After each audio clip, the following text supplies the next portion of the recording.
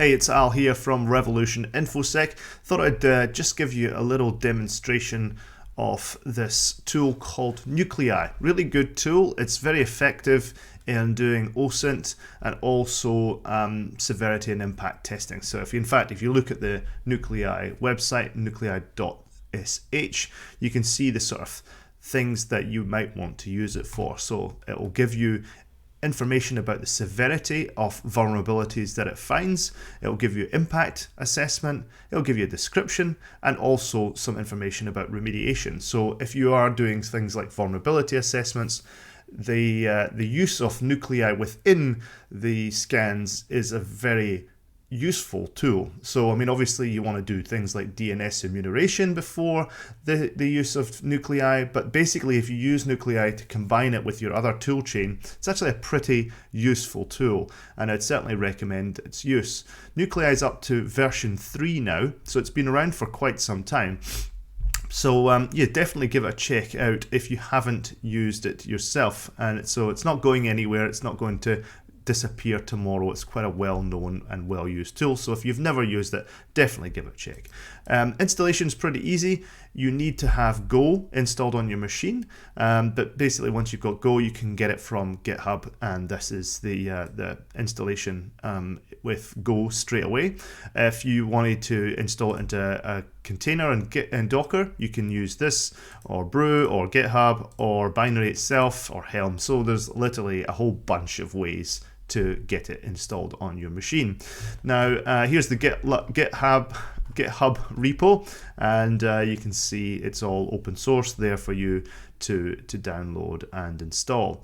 So the way that it works is using YAML based template files. Now I'll just bring up those templates now. So I think it's in Nuclei templates. I'm running it as root because I run a whole bunch of scripts, so don't kill me for that, but some of those require root access. So you'll find inside the Nuclei templates folder, there's a whole bunch of templates that fit into different categories. So this one, for example, there's a DNS one there, there's file-based ones, there's HTTP-based ones, network-based ones, and so forth. And you can go into those directories. For example, the DNS stuff, you can see here, there's checks on whether Azure can be taken over, and so forth. So we just have a quick look in there.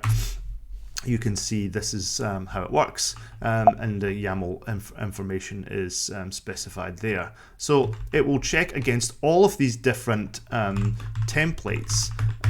So if we just do that, you can see there are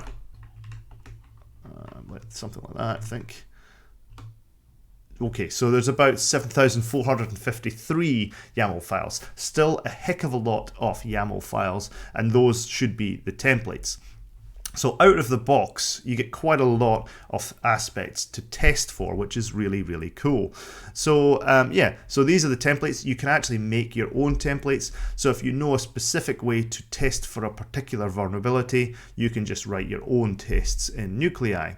So that's very cool. The man page or the help instruction looks a bit like this. It seems like really daunting when you first look at this. You go, oh my goodness, there's so many things so many flags to set when you're actually using Nuclei. That's actually not the case. If you just want to use it really simply, you can, let me just go back to my root home directory and run it from there. Okay, so if I just do nuclei-u and put it against a locally installed version of the damn vulnerable web app, it'll just go off happily and scan the web app. Now, if you're familiar with DVWA, it's a vulnerable web application, and I'm expecting it to come back with some things to say, oh, I found some vulnerabilities on this particular website because it's deliberately a vulnerable website. But it does a very good job of that, and straight away it's found there's a password with username admin and password is password. So it's running those templates against that there, and it's finding all of these particularly bad vulnerabilities. So this one here saying straight away that it's an of type HTTP. It's a medium severity, and it's basically found a config file for Git. So we could have a look against that particular file and see exactly what's going on in there. It's found things like the SSH server and so much more. So this, as you can see, is the beginning of your vulnerability assessment. Now, Nuclei offers a number of opportunities for output. So if I just bring up the GitHub page again, or you can do this with -h and it will give you this information with help. For example, I'll often use -je, which is the output. So here you can see -o will output basically that information that you saw on the screen there to a file. But if you use something like JE, it will export it to a JSON file, which is great for something if you want to parse it along with all of your different results. If you're all got different results from, I don't know, something like your DNS enumeration system, you might have the output of that put into JSON as well. So you can start to combine all the information into one big JSON file or multiple JSON files and then do something with that in your vulnerability assessment. So this gives you an idea of how you could use the output there.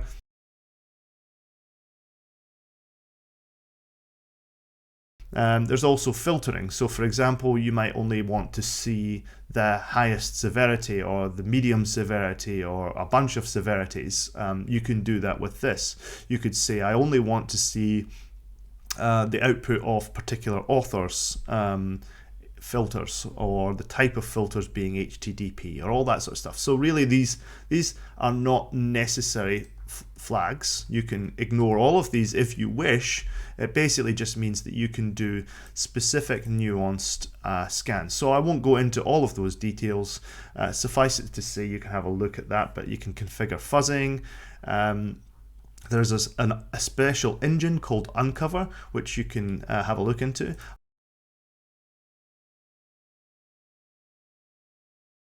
I found this one here, the rate limiting, quite useful. A lot of websites have WAFs these days, or if they don't have WAFs, they have helpful rate limiting detection. So for example, they may go, well, I'm not happy with 25 concurrent penetration test type vulnerability assessments. So what you can do is you can say -rl, which defaults, by the way, the rate of requests per second to thrash at a particular website is 150.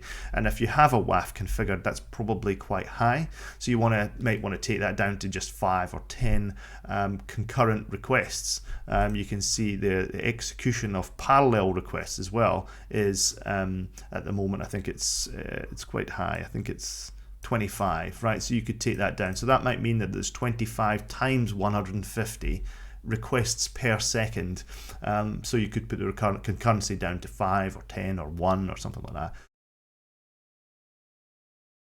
And then there's obviously these optimizations as well, which again, you might have to use at some point.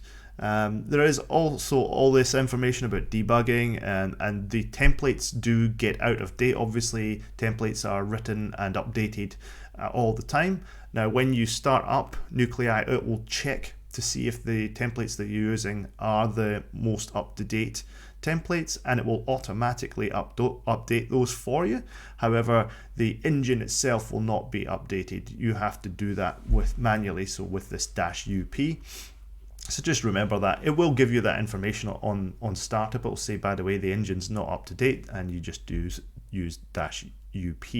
So that's the very quick introduction to Nuclei. It's a very, very useful tool for your vulnerability assessment, or maybe even red team. So really, really helpful utility. So that's Nuclei. I hope you've enjoyed this tutorial. Check out the YouTube channel for more tutorials all coming up soon. All right, thanks very much for watching.